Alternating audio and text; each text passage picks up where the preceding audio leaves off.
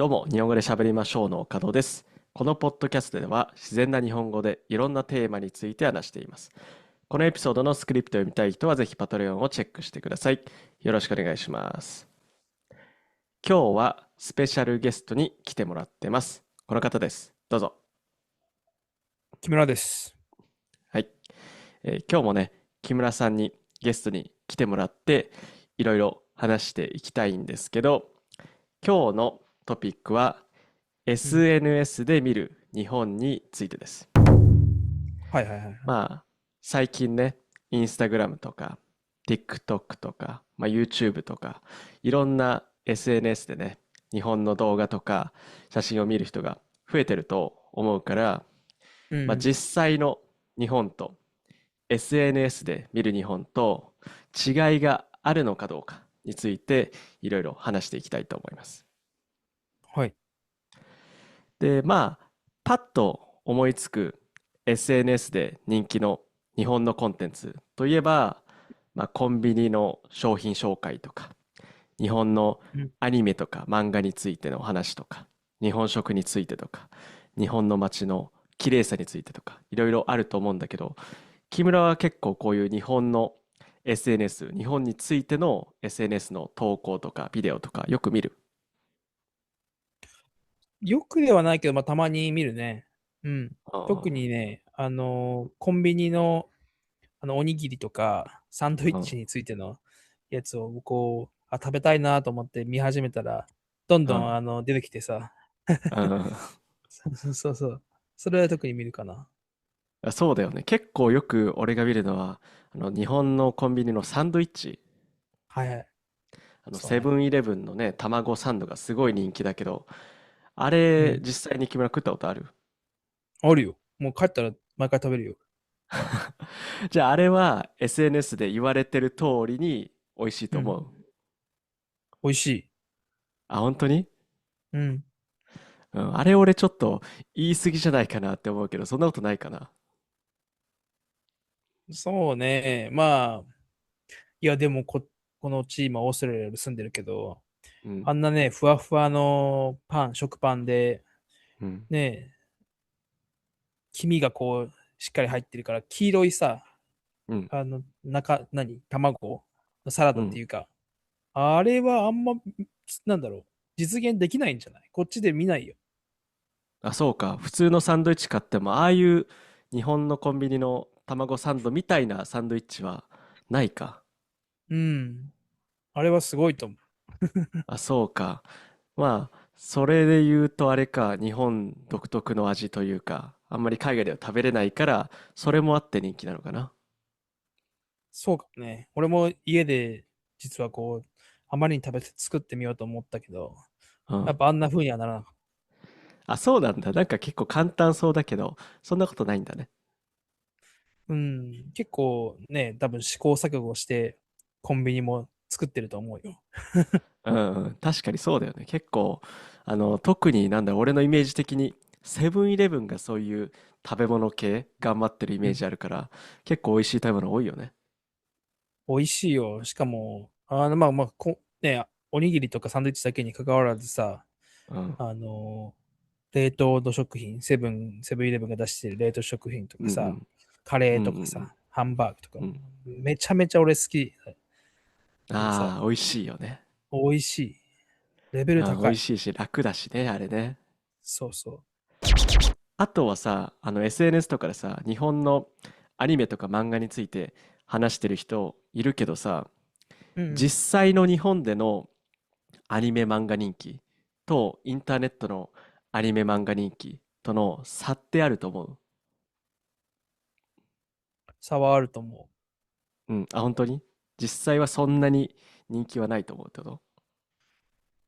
いや、日本うん、でアニメ、漫画が好きな人と、うん、海外でアニメ、漫画が好きな人っていうのは、うん。全員じゃないからね。限確かに。られた、その一部の人、もちろん俺もめっちゃアニメも漫画も好きだし、うん、見るけども、もう全員が同じぐらいアニメ、漫画に対して盛り上うん。がってるかっていうと、そんなことはないと。確かに確かに。全然日本の中でもさ、別にアニメ見ないしって人もいるからね。うん、そうそうそうそう。うん、全然いる。でも、俺がちょっと意外だなと思ったりするのは、電車、日本で乗ってる時に、なんかうん。俺のお父さんぐらいとか、もう50代、60代のおじさんが、電車の中でスマホで漫画とか見てたりするから、それは日本っぽいなと思そうね。そうね。う。うん、確かに。結構ね、海外ではなんだろう、アニメとか漫画って子供のためのものっていう、ステレオタイプがあるところもあると思うんだよね。うん。そうね。うん。だからそういう意味で言うと、おじさんでも読むけど、まあ木村が言ったよりみんながみんなね、テレビでアニメ見たりとか漫画読んだりとかしてないね。うん。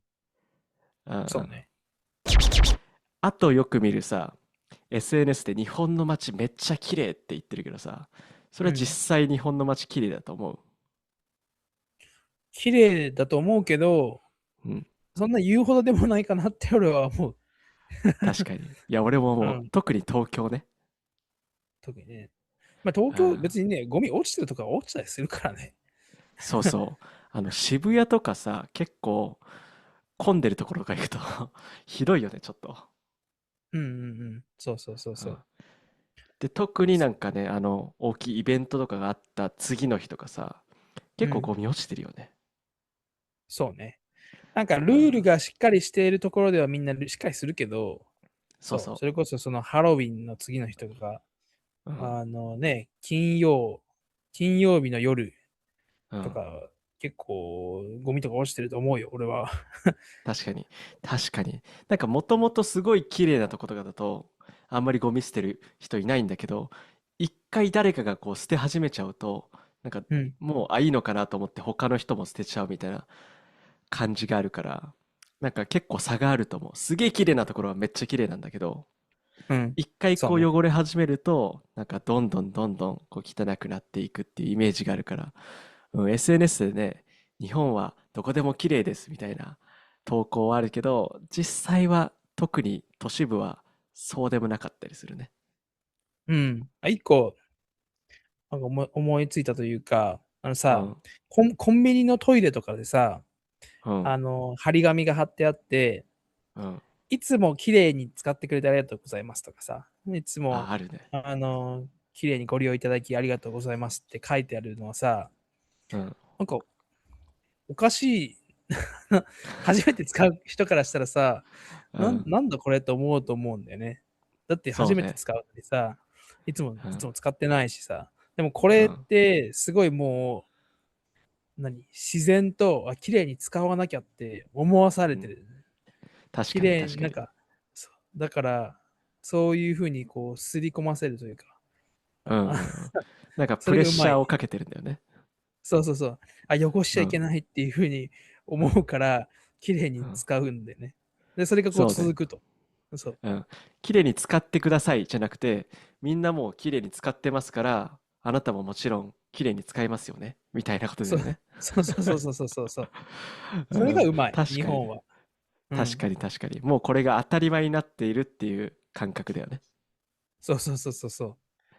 あとは、日本で SNS で見る日本のイメージは、めちゃめちゃ安全とか便利とかそういうイメージがあるんだけど、うんうん。まあ、安全性、治安に関しては、まあ、男だからってのもあると思うんだけど、あんまり俺は危ないって思ったことないんだけど、その辺に関してはどう思うん、そうね。いや、でも電車の中でこう痴漢があったりとかっていうとかう？うんうはさ、ん減ってるのかもしれないし、うん。うん。ちょっと何とも言えないけども、うん。その、安全だろうとかってね、思い込みすぎても良くないうん。かなと思いや、それはわかる。うん。確かに安全、割と安全ではあるけど、じゃあ本当に全部どこも安全かって言われるとそうじゃないし、特にね、俺も言ったけど、男の人からしたら別にそんなにあんまり危ないことっていうのはないかもしれないけど、さっき言った木村が言った痴漢とかさ、ストーカーの問題とかもさ、日本ではう。うん。あるわけだから、特にうん。女性にとって、じゃあ24時間夜中でも安全なのっていうと、そうでもない部分もあるよね。うん、そうね。うんうん。だからここはちょっと俺らは男だから、あんまり経験したことがないけど、多分また年齢とか性別によって感じ方は違うよね。みんながみんなこう、俺らと同じぐらい安全に感じてるかって言われると、それはまた疑問だね。